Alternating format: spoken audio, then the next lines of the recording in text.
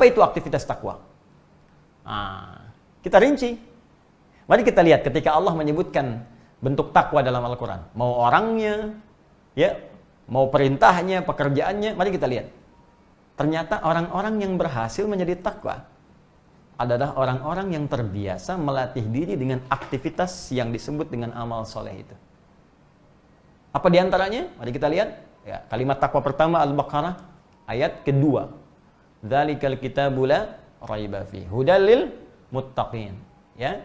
Ini Al-Quran, jangan diragukan. Dia berasal dari sumber yang sangat jauh dari apa yang kita bayangkan. Jangan nuduh sembarangan kalau nggak punya hujjah. Maka ia akan jadi petunjuk bagi orang takwa. Siapa orang ini? Apa aktivitasnya? Apa pekerjaannya? Sehingga disebut oleh Allah sebagai orang takwa. Aktivitasnya apa? Maka dirinci di ayat 3, ayat 4 sampai mendapatkan di kebahagiaan ayat 5-nya. Alladzina yu'minuna bil ghaib wa yuqimunas shalah. Yaitu orang-orang yang terus meningkatkan imannya. Tuh, dasarnya iman dulu. Ya, wa yuqimunas shalah. Maka ia berusaha mendirikan salat dengan sempurna. Aktivitasnya, lihat, tak kerja bermakna aktivitas. Apa di antara aktivitas takwa itu? Salat. Wa mimma razaqnahum yunfiqun. Infaq. Ya? Walladzina yu'minuna bima unzila ilaik. Dan mereka yakin terhadap apa yang diturunkan kepadamu Muhammad sallallahu alaihi wasallam. Apa yang diturunkan kepada Nabi Muhammad? Al-Quran. Tuh. Nah. Kasih contoh lagi 3. Ini aktivitasnya. Perhatikan. Orang salat itu bagian dari takwa. Kesimpulan terbaliknya, maka orang takwa itu punya aktivitas. Apa pekerjaannya? Rajin salat, rajin infak, ya. Rajin berinteraksi dengan Al-Quran. Ini baru 3 kita turunkan. Ya. Karena itu saat Ramadan, aktivitas ini pasti banyak muncul. Silahkan cek. Salatnya pasti akan meningkat. Mohon izin. Ketika kita belum masuk Ramadan, mungkin sebagian orang hanya berusaha menjaga salat fardunya. Yang penting 5 waktu nggak tinggal. Belum tentu dia duha, belum tentu syuruk, belum tentu tahajud. Ya kan? Belum tentu rawatib sempurna. Tapi dahsyatnya Ramadan bisa menjadikan seseorang sampai begitu perhatian pada salat sunnahnya. Bahkan ini musim-musim sekarang, PSBB ini, ya, yang kita diminta dengan segala keterbatasan kita untuk mengerjakan aktivitas di rumah. Itu pun yang difikirkan, Masya Allah, tarawihnya. Pada tarawih sunnah kan? Ini sangat menarik gitu, tarawihnya. Nah, jadi dahsyatnya Ramadan itu bisa meningkatkan kualitas ibadah. Jangankan yang fardu, sunnah bisa meningkat. Ini. Salat.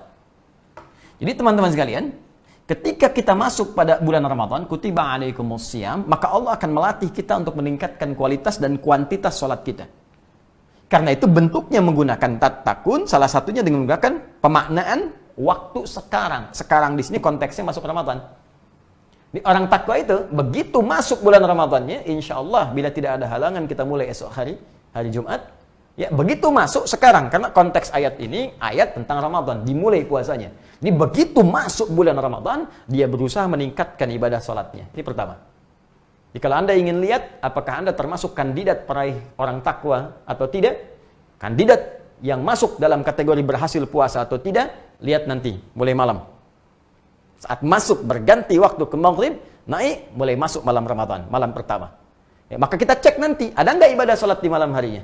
Cek, oh ada ternyata. Ya, qiyam Ramadan. Dalilnya hadis Nabi SAW. Man qama Ramadana imanan wa ihtisaban ghufira lahu ma taqaddama min dhanbi. Siapa yang bisa menghidupkan qiyam, bangun salat di malam-malam Ramadan dengan penuh keimanan, dasarnya iman ini, wa ihtisaban, ketulusan, mengharap ridha, pahala dari Allah, mengoreksi dirinya. Ya ghufira lahu ma taqaddama min dhanbi. Begitu ditunaikan ikhlas karena Allah, koreksi diri, taubat kepada Allah, seketika diampuni dosa-dosanya oleh Allah dari sejak ia berbuat kesalahan saat baligh sampai malam itu. Allahu akbar. Bagaimana rahmat Allah diturunkan ketika ada hamba bangun di malam pertama Ramadan, malam Jumat lagi, ya Allah, Masya Allah. Kemudian dia sujud, minta ampun kepada Allah, ya Allah, hamba banyak salah. Tapi rahmatmu ya Allah melampaui segala murkamu. Maka hamba memohon rahmatmu ya Allah. Sujud dia menangis. Ketika kemudian dia memohon turun ampunan Allah.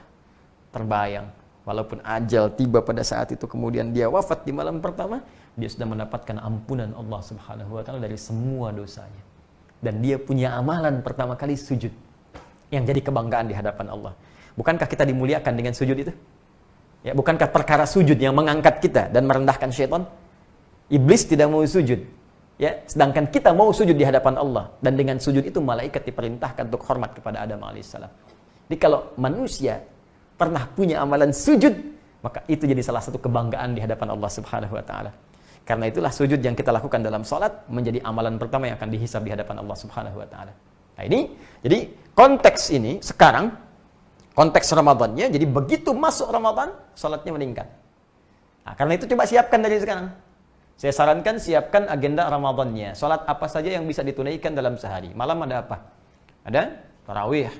Malamnya bisa ada kesempatan tahajud kalau nggak memberatkan kita untuk sahur kemudian dan beraktivitas esok harinya. Karena sekarang banyak di rumah, kita bisa hidupkan. Ya, kemudian masuk keesokan harinya 2 rakaat sebelum subuh, ya. Ada salat duha antara subuh ke zuhur. Ada qabliyah zuhur, ba'diyah zuhur. Saya ada pertanyaan, Ustaz, kalau saya salatnya di rumah, qabliyah masih berlaku tidak? Masih berlaku. Karena qabliyah itu nggak ada kaitan dengan masjid dan di luar masjid. Walaupun salatnya di rumah, ketika azan berkumandang selesai, ada qabliyah, silahkan tunaikan qabliyah. Setelah selesai mau ba'diyah, silahkan tunaikan ba'diyah. Karena salat itu ditunaikan bukan terkait dengan keadaan Anda di masjid atau di luar masjid. Rinci. Sampai ke sebelum asar, ada 4 rakaat. Sebelum maghrib, ya, ba'diyah maghrib setelahnya. Kemudian antara azan dengan iqamat, sebelum isya, setelah isya. Tapi khusus untuk yang sebelum maghrib, itu kalau dalam kondisi yang sifatnya memang memungkinkan untuk menunaikannya saja. Ya, kata Nabi SAW bermakna, sallu rak'ataini qabla al-maghrib, wa la tattakhidhuha sunnatan. Silahkan salat 2 rakaat sebelum maghrib, tapi jangan jadikan kebiasaan, karena kondisi tertentu saja. Ya, kenapa? Karena jarak maghrib ke isya itu begitu padat, mepet. Apalagi Ramadan saat ini, Anda mungkin buka dulu, jadi waktunya agak mepet ke isyanya, jadi Anda bisa langsung lakukan salat maghribnya dan ba'diyah setelah itu. Ya, beda kasusnya kalau sedang di Masjidil Haram, nunggu orang tawaf, baru masuk, Anda bisa mungkin daripada mengerjakan yang tidak penting, bisa salat 2 rakaat dulu.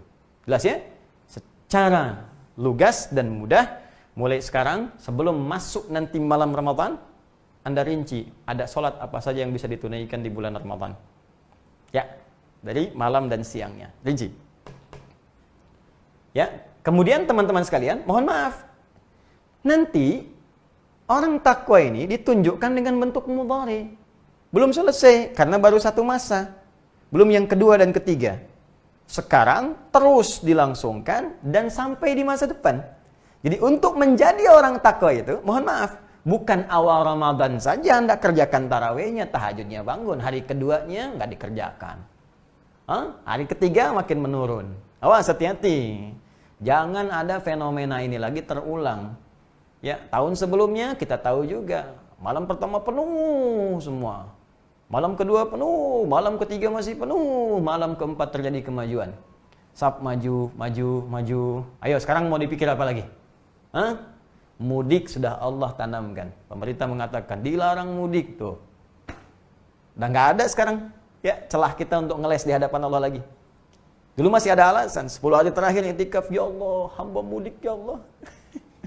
Masih bisa di jalan. Sekarang mudiknya sudah dilarang. Ya, pelarangan ini untuk kebaikan kita juga supaya tidak menghambat virus itu kemudian menyebar di daerah-daerah yang sebelumnya telah kemudian dijaga dengan baik. Maka alangkah lebih bijak kita melihat dulu jika ada maslahat dalam konteks ini, kita bisa ikuti dengan cara yang baik. Ya, nah, saya kembalikan ke sini. Sekarang full keadaan kita full untuk bisa ibadah. Jadi kalau Allah sudah buat kita ini keadaan sangat bisa fokus untuk ibadah, belum bisa juga, lantas mesti digimanain lagi. Tuh, aktivitas ditarik semua ke rumah, konsentrasi ada di rumah. Bisa maksimal. Mau berangkat keluar juga terbatasi. Seakan-akan Allah saking sayangnya ke kita, kamu ini banyak dosanya. Maksiatnya makin banyak. Baru buka handphone sudah maksiat, gambar-gambar sudah salah, ngetik status keliru, kadang-kadang ribut dan sebagainya. Salahnya banyak. Sekarang dikasih peluang oleh Allah untuk fokus merubah diri, belum mau fokus juga. Lu bagaimana lagi? Baik, karena itu kita buktikan tahun ini mesti lulus. Mumpung belum mulai. Kalau Allah kasih kesempatan hari kedua, tetap pertahankan, sholatnya maksimal. Hari ketiga, tetap maksimal. Sampai terakhir Ramadan. Itu yang disebut continuous. Terus berlangsung, sampai selesai. Dan yang paling dahsyat, Tattaqun tidak kenal waktu di masa depan, bahkan after Ramadan. Ma ba'da Ramadan, setelah Ramadan pun jaga sampai ketemu Ramadan lagi tahun depan, atau sampai kita pulang menghadap Allah Subhanahu wa taala dalam ajal kita tiba. Jadi orang takwa itu diukur bukan saat malam pertama Ramadan, takwa diraih bukan saat hari kedua, hari ketiga sampai selesai Ramadan, tapi sampai kita jaga hingga ajal kita tiba saat kembali kepada Allah. Itu yang disebut dengan tattaqun. Maka dari sini siapkan mental kita sebelumnya. Berniat yang utuh, maksimalkan. Nah, apalagi Ustaz, ini pekerjaannya belum selesai, infak. Nah, karena itu sekarang kita siapkan anggarannya. Ya, nggak harus uang, infak itu kan wujudnya materi. Ada saudara kita lihat nih, teman-teman, dalam keadaan seperti ini, ya ada yang tentunya kita dapati tetangga kita, ada yang kesulitan, ya pekerjaan belum bisa ditunaikan sampai saat ini, berapa banyak kemudian karyawan harus sementara waktu kehilangan pekerjaannya. Ya, untuk dapat makan sulit, kisah banyak terdengar yang sudah nahan makan 2 hari, begitu bantuan datang, ajal kemudian tiba dan sebagainya. Barangkali ditampakkan oleh kita kepada Allah supaya kita semua bisa beramal saleh. Ya, kita jangan melihat ini beban si fulan, tanyakan saja, keimanan kita akan mendorong kita untuk berbuat baik. Apa yang kita bisa lakukan sehingga ringan hisab kita di hadapan Allah Subhanahu wa taala, sepanjang kita bisa melakukan itu. Walaupun kata Nabi, hanya sebiji kurma. Walaupun hanya sehirup air. Sehirup kalau sekarang 1 sedotan, ya. Tapi itu kalimat kiasan ya. Ingat kalimat kiasan, jangan sampai Anda ke tetangga cuma 1 biji kurma. Ya, 1 sedot, sudah itu ambil lagi katanya. Kok cuma 1 sedot? Hadis Nabi, Pak, maaf. Bukan. Ya, itu Anda yang belum paham. Jadi itu gambaran kata kiasan, saking pentingnya berbagi khususnya di bulan Ramadan untuk melatih kita. Dan pertahankan itu. Jadi kalau Anda lulus pada Ramadan, maka akan tumbuh sifat tawadhu, sifat dermawan, tidak rakus dengan dunia. Wah, kalau udah bisa ngalahin dunia enak deh pokoknya. Nggak ada beban. Ya, nggak tekanannya nggak tinggi. Ini banyak orang tertekan itu karena kalah oleh dunia. Jadi ingin mendapatkan sesuatu, kadang-kadang yang belum dibutuhkan. Banyak yang aneh manusia itu. Ya, Anda itu, saya, kita tidak dihisab untuk yang besok, dihisab tuh yang sekarang. Ngapain Anda banyak mengerjakan untuk yang besok? Merencanakan tuh harus, tapi memberikan beban untuk sesuatu yang belum tentu Anda dapatkan dan Anda kerjakan untuk apa? Maka nikmati kehidupan. Allah atur rezeki kita, Allah atur ibadah kita. Kenapa kemudian kita ikut mencari sesuatu yang belum diatur? Jelas ya? Oke. Nah ini Al-Quran. Ini saya sudah sebutkan agendanya nih. Ya, Al-Quran ada 3 caranya berinteraksi dengan Al-Quran. Pertama ada sekedar membaca. Ya, Nabi SAW membaca Al-Quran sampai selesai 30 juz selama bulan Ramadan. Para ulama membaca mengikuti sunnah Nabi SAW. Nabi itu mencontohkan yang paling ringan. Sebab kalau contoh Nabi 100 kali khatam gampang. Cuma umatnya bagaimana? Ya kan? Nah, maka Nabi contohkan yang paling ringan 1 kali. Ya, para sahabat baca, para ulama baca. Oh ini Nabi ngasih standar minimal sekali. Kalau bisa lebih, bagus. Maka Imam Syafi'i sehari 2 kali khatam. Ya, selesai Ramadan 60 kali khatam, ya. Kalau kita ya imamnya belum masuk ya, jadi kita bisa ambil ya standar dari Nabi. Misalnya 30 juz dalam 30 hari, 1 hari 1 juz, baca dengan bacaan yang benar. Bukan tidak. Pelan-pelan sampai selesai. Kedua, tilawah. Mengkaji makna. Ya, selama ini jangan-jangan baca nggak tahu artinya. Ya, setelah Anda bisa menghatamkan misal dalam 15 hari sisanya Anda gunakan untuk tilawah. Cari tafsirnya, minimal juz amma baca. Ini apa maksudnya? Ini artinya apa? Mengamalkannya bagaimana? Pahalanya banyak. Kemudian yang terakhir, yang ketiga, menghafal. Ya, karena Al-Quran bulan khusus yang diturunkan saat Ramadan, maka Ramadan disebut oleh para ulama sebagai bulan Al-Quran. Ya, syahrul Ramadan alladzi unzila fihil Quran. Al-Baqarah ayat 185. Jadi kalau ada orang yang di Ramadan itu nggak bisa interaksi dengan Al-Quran, bahkan ada sebagian mengatakan dia kehilangan spirit Ramadan. Ya, nyawanya udah nggak ada. Ya, spiritnya udah kosong. Kalau udah kosong itu artinya nggak dapat. Ya, maka dari itu ini yang standar. 3 ini bahkan dipraktekkan langsung oleh Nabi sallallahu alaihi wasallam. Ya, kata Ibnu Abbas radhiyallahu taala anhuma, kana Nabi sallallahu alaihi wasallam ajwadan nas wa ajwadu ma yakunu fi Ramadan. Nabi itu orang yang paling baik, suka berbagi, suka sedekah, suka infak. Kalau Ramadan bertambah lagi kemuliaannya. Ada hadisnya. ya, hina yalqahu Jibril alaihi salam fi kulli lailatin min Ramadan, ya, fayudarisuhu al-Qur'ana. Ya, khususnya Jibril suka mengunjungi Nabi di setiap malam Ramadan dan ini ya, mengkaji, mengajarkan Nabi Muhammad SAW bacaan, mengecek bacaan Nabi SAW dari Al-Quran. Jadi Nabi pun tilawah Al-Quran, Nabi qiraah Al-Quran, mengecek kemudian bacaan-bacaannya, dicek kemudian oleh Jibril alaihissalam. Kalau salat jangan ditanya. Ya, bahkan Nabi bangun di malam harinya untuk menyempurnakan salatnya di malam-malam Ramadan. Jadi kalau Nabi yang ahli surga mengerjakannya, maka siapa kita berani menyimpulkan sudah aman dari kegelisahan akhirat ketika kita berpulang kepada Allah Rabbul Alamin. Jelas?